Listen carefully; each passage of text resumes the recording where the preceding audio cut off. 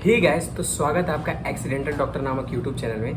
तो गाइस, इससे पहले मैंने केरला की एक इम्पॉर्टेंट काउंसलिंग के बारे में बताया था, जो कि ये जानना बहुत ही ज़्यादा ज़रूरी होता है, क्योंकि हम लोग जानते हैं केरला में कॉलेजेस थोड़े सस्ते होते हैं बाकी स्टेट्स के मुताबिक, और मतलब साउथ के बहुत कॉलेजेस हैं जो काफ़ी सस्ते होते हैं। उनकी मैं सारी वीडियोज़ लाइन से बनाता जाऊँगा। तो जैसा कि आज इस वीडियो में मैं बात करूंगा यूपी नीट की काउंसलिंग के बारे में, मतलब यूपी में काउंसलिंग पूरा प्रोसीजर कैसे होता है, कैसे नहीं होता है। गाइज, मैंने अपनी खुद की काउंसलिंग यूपी से ही की थी, मेरा भी मेडिकल कॉलेज यूपी का ही, तो मैं इसके बारे में बहुत अपना पर्सनल एक्सपीरियंस भी बता पाऊंगा कि मैंने कैसे काउंसलिंग की थी। और मैं पूरा मतलब इसमें कोई स्क्रिप्ट या कुछ नहीं रहेगा, मैं पूरा अपना ही बताऊंगा कि मैंने इसमें कैसे कैसे क्या क्या प्रोसीजर किया था। तो गैस, चलिए देखते हैं कि यूपी की काउंसलिंग मैंने कैसे की थी। तो आपको भी मैं पूरा एडवाइस उसी हिसाब से दूंगा, तो आप भी उसी तरह अपनी काउंसलिंग करिएगा यूपी की। तो यूपी में गैस ये पूरी काउंसलिंग होती है 85% स्टेट कोटा में, ये पूरी 85% स्टेट कोटा में होती है और 15% ऑल इंडिया कोटा होती है, ठीक है। Government colleges, government medical colleges की अगर बात करें तो उसमें 2250 सीटें होती हैं। उसके बाद प्राइवेट मेडिकल कॉलेजेस की बात करें तो उसमें लगभग 4000 सीटें होती हैं, ठीक है। तो 15% तो ऑल इंडिया कोटा में आता है और 85% की हम काउंसलिंग की बात करेंगे, जो 85% स्टेट वालों के लिए रिजर्व रहती है सीटें। तो हम लोग उसके बारे में बात करेंगे।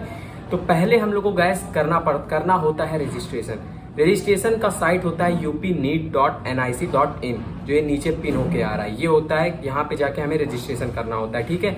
रजिस्ट्रेशन करने से पहले आप जाके यूपीडीजीएमई के साइट पे, आप रजिस्ट्रेशन करने से पहले वहां पे जाके उसकी गाइडलाइन चेक करिएगा। तो रजिस्ट्रेशन करने के बाद हम लोग रजिस्ट्रेशन का पेमेंट करते हैं, जो कि 2000 रुपया लगता है रजिस्ट्रेशन का पेमेंट करने में। फिर उसके बाद पेमेंट स्लिप हम लोग निकाल लेते हैं प्रिंट आउट, क्योंकि वो आगे काम आएगा। उसके बाद मेरिट लिस्ट आती है, मेरिट लिस्ट के हिसाब से कॉलेजेस मिलते हैं हमें।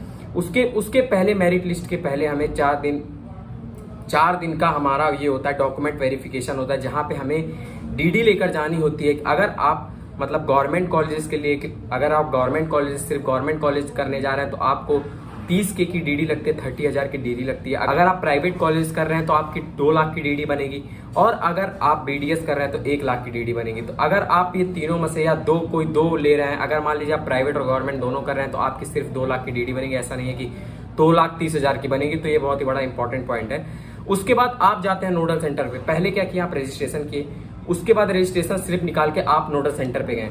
नोडल सेंटर के से उसके बाद जाने के बाद आपका एक और ऑप्शन खुल जाता है वहां पे, उसी के साइड पे, यूपी नीट के चॉइस फिलिंग का। तो वहां पे आप चॉइस फिलिंग करेंगे। चॉइस फिल करने के बाद आपका रिजल्ट आ जाएगा, रिजल्ट कि आपको कौन सा कॉलेज मिला, कौन सा नहीं। उसके बाद आपको अलॉटमेंट लेटर आएगा कॉलेज से। तो अलॉटमेंट लेटर आते ही आपको एक नोडल सेंटर पे फिर से बुलाया जाएगा। Nodal centre basically medical colleges ही होते हैं, जो नोडल सेंटर पे आपको फिर से बुलाया जाएगा वेरिफिकेशन के लिए। तो आपको वहां पे फिर से जाना पड़ेगा, बहुत सारे डॉक्यूमेंट्स लेके। पूरी डॉक्यूमेंट की लिस्ट है, ये मैं यहाँ पे जो लगा रहा हूँ पूरी डॉक्यूमेंट की लिस्ट है। ये डॉक्यूमेंट लेके आपको नोडल सेंटर पे जाना होता है। तो नोडल सेंटर पे जाते ही वहां पे आपको मतलब उसका पहला पेमेंट फीस भी भरना पड़ेगा। जैसे किसी भी कॉलेज का फीस होता है, जैसे मेरे कॉलेज का 12,26,000 है, तो उसकी डीडी भी आपको वहां पे लेके जानी होगी, वहां पे सबमिट करनी होगी। तो ये होता है, अगर आपको पूरा कॉलेज चाहिए प्रॉपर, तो ऐसा मतलब करना पड़ता है हमें। तो अब यहाँ पे हम लोग ये बात कर लेते हैं कि कौन कौन अप्लाई कर सकते हैं। तो अगर आप यूपी में 10th 11th 12th किए हो तो आप इसको अप्लाई कर सकते हैं। आपको कोई डोमिसाइल बनाने की जरूरत नहीं होगी, आपको कोई डोमिसाइल नहीं लगेगा, यहाँ पे कोई डोमिसाइल सर्टिफिकेट नहीं चाहिए। अगर आप अपना 10th 11th 12th अगर आपने अपना यूपी से किया है, अगर आपने अपना इन तीनों में से कुछ भी यूपी से नहीं किया है, तो आपको डोमिसाइल सर्टिफिकेट बनवाना पड़ेगा। सिर्फ ये कंडीशन गवर्नमेंट के लिए, प्राइवेट में ऐसा कुछ भी नहीं। आप किसी भी स्टेट से हैं, आप एलिजिबल हैं, डोमिसाइल सर्टिफिकेट नहीं लगेगा आपका। ये आपको बताया जाता है जब आप अपना रजिस्ट्रेशन का स्लिप लेके, रजिस्ट्रेशन के बाद जो आप पेमेंट का स्लिप लेके, वो आप जब नोडल सेंटर पे जाते हैं अपना डीडी जमा करने, प्राइवेट वाला या फिर गवर्नमेंट वाला, तो वहां पे ये आपको बताया जाता है, ठीक है। तो ये पूरा प्रोसीजर होता है। आप इसको थोड़ा धीरे धीरे करके सुन सकते हैं, एक पॉइंट वाइज नोट कर लीजिएगा, ये बहुत इंपॉर्टेंट होता है, क्योंकि हमें पता नहीं होता, हम वहाँ पे बहुत सारी गलती करते रहते हैं। तो पीडब्ल्यूडी में मैं बता दूं आपको, पीडब्ल्यूडी में 5% कोटा नीडेड होता है, 5% कोटा उन लोग के लिए रिजर्व रहता है।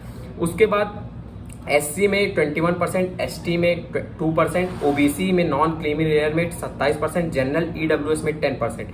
जनरल ईडब्ल्यूएस के हम बहुत सारे बेनिफिट पहले भी देख चुके हैं, आप मेरा वीडियो जाके चेक कर सकते हैं, उसमें मैंने बहुत ही प्रॉपर अच्छे से बताया है जनरल ईडब्ल्यूएस के बेनिफिट्स। उसके बाद कास्ट सर्टिफिकेट जो भी अगर आप बनवा रहे हैं, आप अगर ओबीसी आपका अगर कास्ट सर्टिफिकेट बनवा रहे हैं, तो वो 4 महीने पुराना नहीं होना चाहिए, क्योंकि कास्ट सर्टिफिकेट सिर्फ 4 महीने का उसका एलिजिबिलिटी होता है। अगर उससे पुराना हुआ वो तो आपको फिर से बनवा लेना चाहिए कास्ट सर्टिफिकेट।